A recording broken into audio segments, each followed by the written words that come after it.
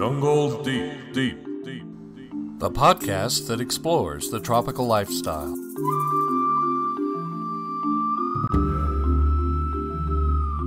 Hello, this is your host, Dr. Jones. I am not the now famous Dr. Jones of the movies. No, that's not me. You see, Indy is my brother. And just as Indiana so much appreciates the treasures of history known as antiquities, I have always appreciated the treasures of a different kind, the treasures of nature, treasures of the jungle. We are on safari. Sorry, there is no going back. You are already a part of it, as are tropical plants and exotic animals, exotica music and jungle movies, tropical cocktails and exotic foods, rainforest preservation and wildlife conservation. And so, I am here with you to have fun and to explore the jungle.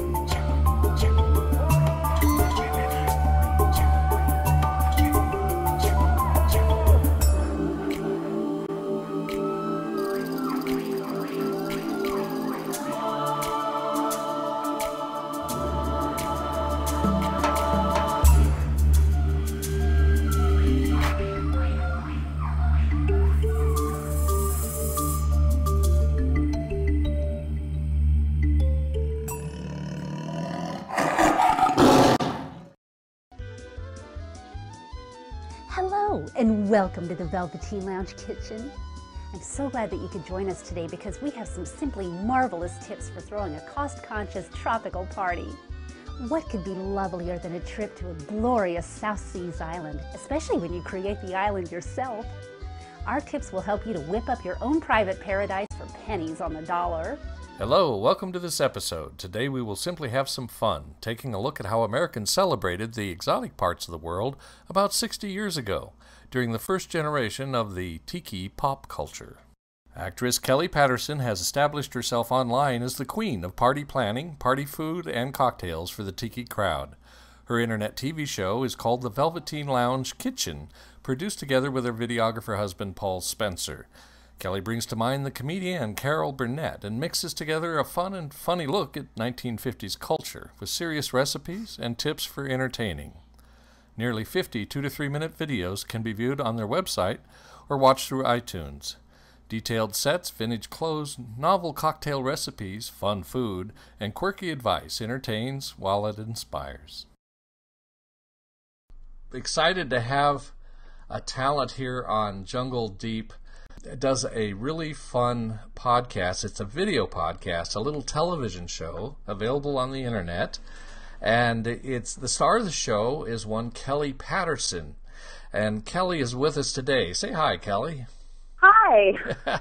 Kelly, you have a terrific show that's about, it's a reflection of the tiki culture of the 50s and 60s, if I have that right.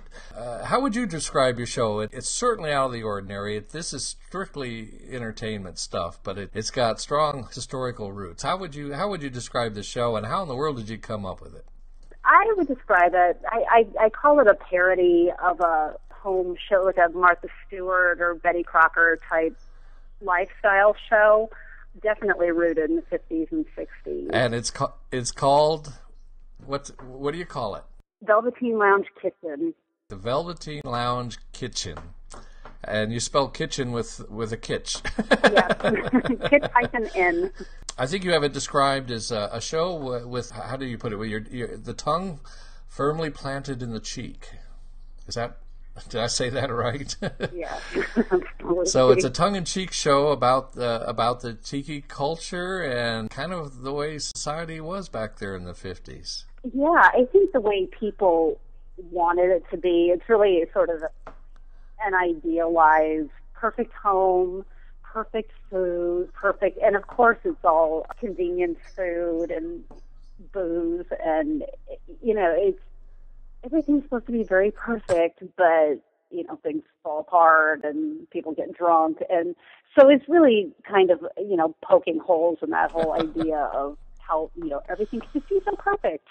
Well, now, every show each one of these is fairly short. They're what, like 2 to 10 minutes or something? They're usually range between 90 seconds and 2.5 minutes. Oh, really? Okay. Mm-hmm. You pick a different topic for each one, I believe. It has a big emphasis on preparing for parties. So all kinds of party planning. Yeah. There's a lot of emphasis on parties, holidays, food, drink. Exactly. Big emphasis on drink. And what else? What else? That's not all, though. Whatever the topic is, we try to, find some other aspect besides the food. So our current one is dealing with your rivals. So, it's sort of strategies for coping with people who don't necessarily have your best interests at heart. Or, or if it's the holidays, it might be decorating for that particular holiday. Or we did one on funerals, how to entertain people after a funeral. Oh, did you? Oh, I bet that's a good one. So you just, try to find some tie-in. Oh, I'd like to see that one. I'm going to have to watch them all, but there's a lot of them. There's a lot of them. Yeah, you said you told me earlier you thought there were close to 50 of them now. So when you hit that big 50, that's a point of celebration in my mind. That's quite a hallmark. 50 podcasts, even short ones like this, especially video podcasts, of course, take more work.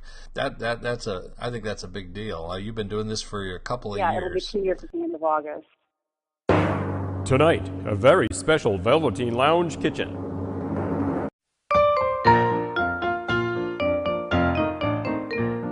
Ladies, the minutes will soon be read today. The garden club and weaving class, I'm sure, have much to say. But next week is our culture night, our biggest, best event. And I've just made a dish for it you'll all find heaven sent. It's my lime jello marshmallow cottage cheese surprise. With slices of pimento, you won't believe your eyes. All topped with a pineapple ring and a dash of mayonnaise. My vanilla wafers round the edge will win your highest praise. Let's start with some basics. Mrs. Jones is making scones. Where do you get this wardrobe and the sets? There's a lot of detail. I mean, this looks like a real home. Is this your home? That's our house.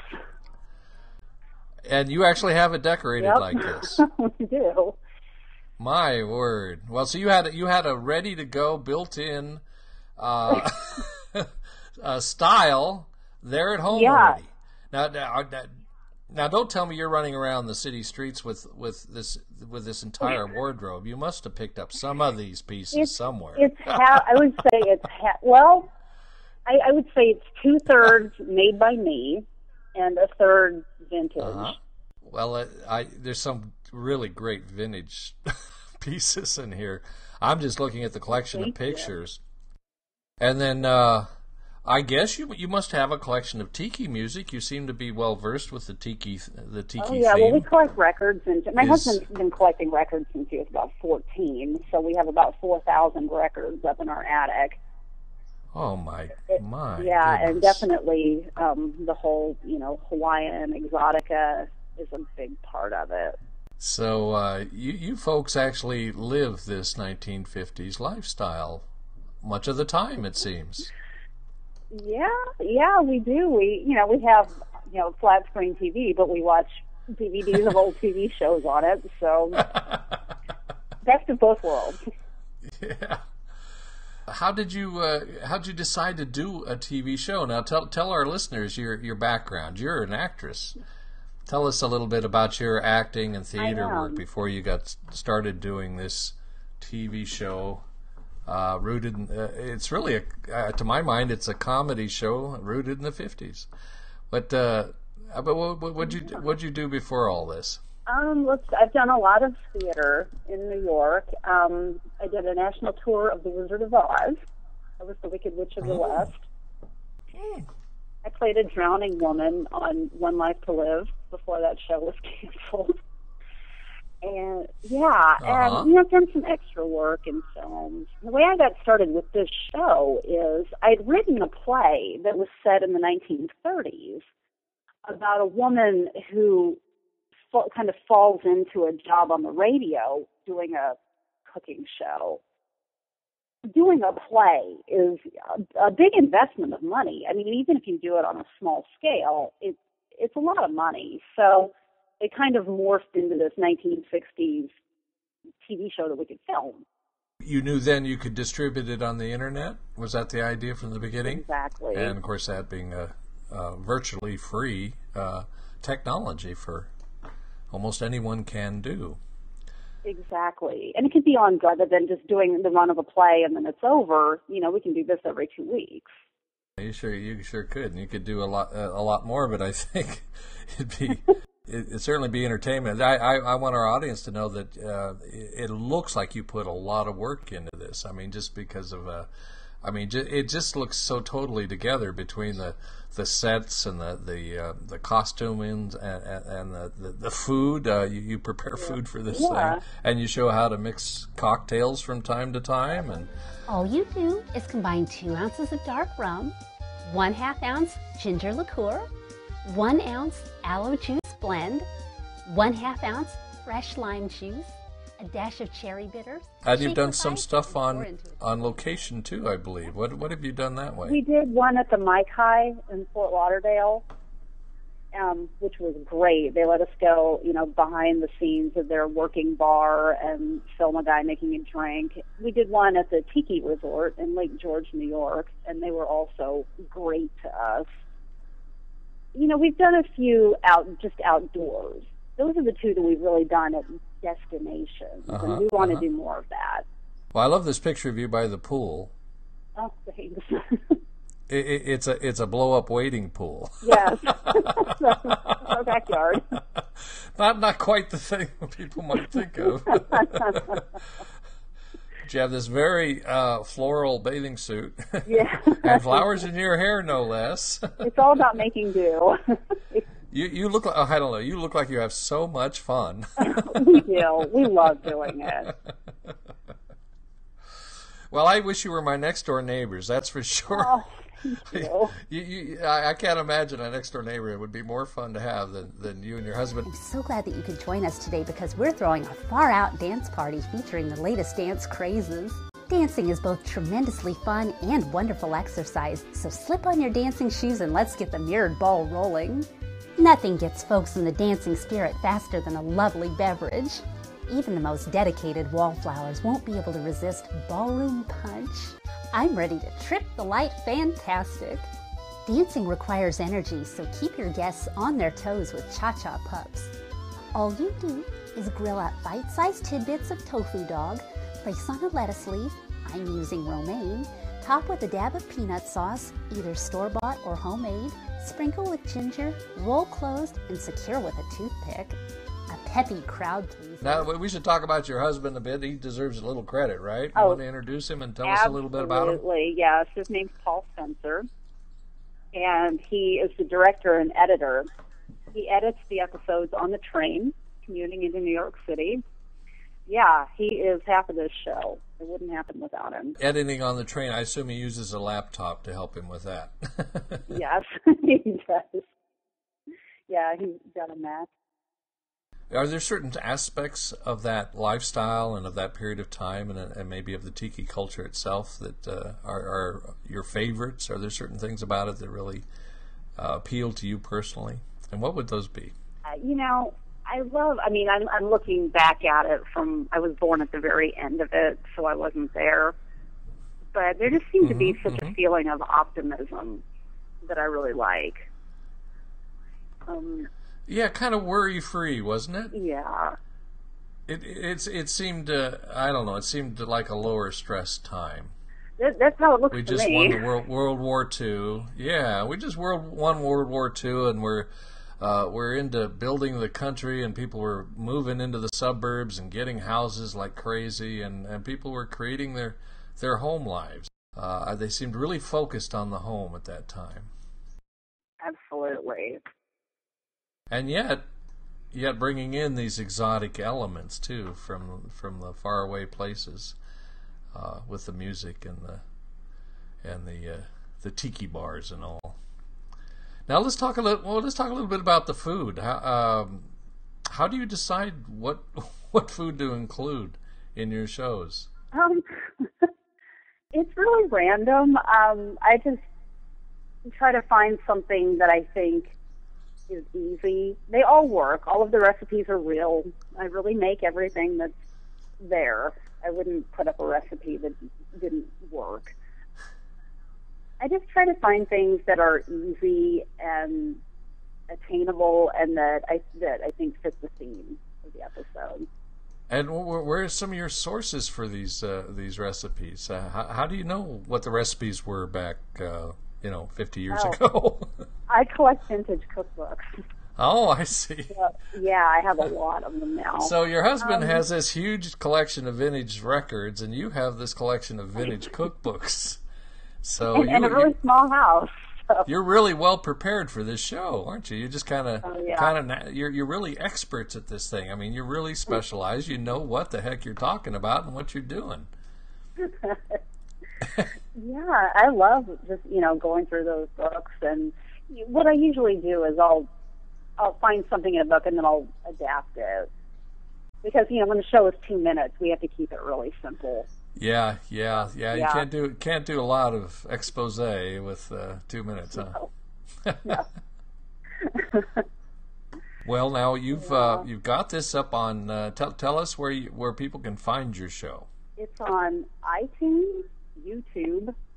We have a Facebook page, and it's on our website, velveteenloungekitchen.com. Kitch-en.com.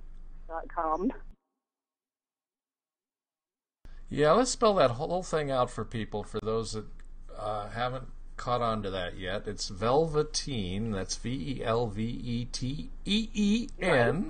Velveteen Lounge, Lounge, Kitch, kitsch-en.com. That's right.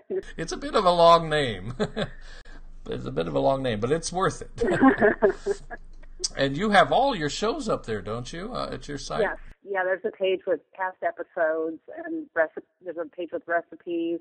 I just started putting up the cocktail from the current episode, so that's brand new. That was a couple of days ago. Would that be the recipes for the cocktails? Is that what you're saying? Yeah, like the cocktail from the current episode. That's right there on the opening page. Do you put the recipes for the party food up there too? Normally I just put up a different recipe every month. Like this month, it's a no-bake pie for August, so you don't have to turn on the oven. Oh. Yeah. So we were talking about doing a blog, and that would be something to put on the blog, the recipes for the food. Yeah. How often do you do a show? Every 2 weeks. Every 2 weeks. Wow, Yep. That's great discipline. Yeah, yeah. That would for 2 years that would be about 50 episodes too. Wow, that's it didn't that's start quite off a commitment. every 2 weeks. It started off about once a month, and then by the time we were about 6 months into it, we were doing it every 2 weeks. Well, I'm kind of new at this tiki thing. You've got to be the queen of the tiki kitchen. I can't imagine anybody else that would be more fun to have at my party than you. Oh, thank you. Yeah, there are some people out there who are really into it. I'm not the only one, but I doubt they're doing TV shows about it, though. Yeah, I think you have a niche with your kitsch. Thank you. Thank you. It's really fun. I mean, tiki food, food for a tiki party is so fun. You can really let your imagination go wild, and it's so pretty with the, the flowers and the, fresh ingredients and everything. Mrs. Jones is making scones that are filled with peanut mousse, to be followed by a chicken mold that's made in the shape of a goose. For ladies who must watch those pounds, we found a special dish, strawberry ice enshrined in rice with bits of tuna fish, and my lime jello marshmallow cottage cheese surprise. Truly a creation that description defies. Will go so well with Mrs. Bell's creation of the week. Shrimp salad topped with chocolate sauce and garnished with a leek. You're on the East Coast and I'm on the West Coast. I don't see us throwing a party together anytime soon, but darn. It's too bad. I'm certainly going to review all your recipes. and you know, someday I'd love to do a video version of Jungle Deep. I think it'd just be just amazing assortment, a wonderful variety of things we could do if we were video. But until then, maybe we can at least get your input. What do you have coming up next? Do you have your next show in the works?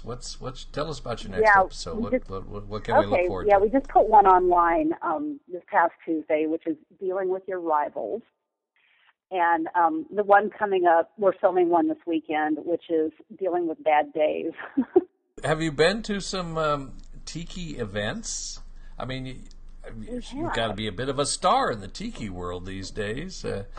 I don't know about that, but we do. We try to get to as many as we can. We've been to every one of the Ohana luau at the lakes, and we've been to a couple of hukilaus. We try to get to as much stuff in the Northeast as we can. Yeah, is there much happening up there in the Northeast? Where exactly are you located? Well, not exactly, but where are you located up there in the Northeast of the country? We're in Middletown, New York. We're about an hour north of New York City. Okay. And is there much tiki activity up there in the New York area? There really is, yeah. There are several. In our area, there are a lot of old school restaurants still around. Within the Northeast, there are quite a few. There's an event called Ohana Luau at the Lake every year in Lake George, New York, which is really fun. And Now, do you have any idea how many people are attending that? That's about 300 people. They capped that one. 300? Yeah, that's at the Tiki Resort where we shot an episode. And, yeah, great people. And are you seeing a growth in the interest of this kind of thing? I do. I mean, it's not, thousands of people, but there are quite a few people in the Northeast who are into it. Even near us. We have quite a few friends who live nearby who are into it. Well, I think it'd be kind of hard to be a friend of yours and not be into this stuff. We have pulled a few people in. I bet you have. Including my mother. I think, and through your show, I'm sure you're going to pull a lot more people in, although, it's so much fun. We can't do it justice on a radio show, that's for sure. But I'm gonna, if with your permission, play a couple of audio clips from a couple of your sequences, just to give our audience a sample of what that show's like. Hello, and welcome to the Velvety Lounge Kitchen. I'm so glad that you could join us today because we're planning a lovely luau with the magic of Spam. If you've ever wished that you could plan a luau complete with a roasted pig, but were daunted by the thought of endless digging and days of roasting, our creative tips using the convenience of Spam will lend your luau a delicious pork flavor without any of the heavy lifting and with plenty of dazzle. Mysterious. Lend a tempting note of glamour and authenticity to your luau with the spectacular centerpiece dish, Spamalawea. This tasty volcano couldn't be easier to make. All you do is make a meatloaf of 2 cans of Spam that you've put through the food processor, soy sauce, pineapple juice, sriracha sauce, curry and ginger to taste, and enough breadcrumbs to make it hold its shape, form into a volcano, and insert an oven-proof cup in the top. And then bake at 350 degrees for 30 minutes. After it's cooled, make lava flows using your choice of ketchup or sriracha sauce. Fill the cup with 151 proof ramen ignite. Spectacular and scientific. Be sure to stock up with plenty of Spam, as it truly is the smart hostess's best friend come luau time. Your friends will be so amazed at your ingenuity that they won't even miss that old pig. Thank you for visiting the Velveteen Lounge Kitchen. See you soon. You have plans to do another 50 shows? Is that in your plans? Yeah, I have a million ideas. Do you? You're not running out, are you? No. It's going to be fun to see the things you come up with. Well, I want to thank you for being on our show and telling us about the Velvety Lounge Kitchen and your video on 1950s and 60s party planning. And people can learn all about how to live life in the 50s and 60s just by watching your video. It's a lot of fun and very well done. So I urge everyone to check it out and see, get a little picture of a little tongue-in-cheek picture of how people may have thought about the rainforest way back then, or really didn't think about it, but still took advantage of it. And I hope we can have you back, and I look forward to seeing more of your shows. Is there an email address or a phone number, some way people can get a hold of you if they want to? Kelly@velveteenlounge.com. All right. Okay, that's straightforward. Well, tell Paul we're fans. We appreciate all that you're doing, and thank you very much for being on Jungle Deep. Oh, thank you. Coming up, Al Bohl, a leading expert on Tarzan and producer of the new documentary Tarzan, Lord of the Louisiana Jungle, will share with us what it was like to research and shoot a movie about the first movie ever made about Tarzan way back in 1918. Did you know that there is a real, true-to-life Tarzan roaming the jungles of South Africa this very day? It is true. His real name is Duet du Toit, a 25-year-old who is auditioning for the lead role of the next Tarzan movie, trying to capture the attention of Hollywood. It's an amazing story.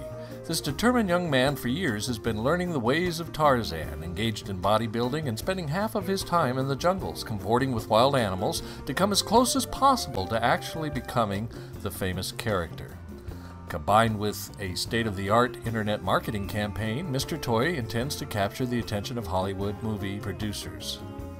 He has captured our attention here at Jungle Deep. I've just heard back from my invitation for Mr. Toy to join us on the show.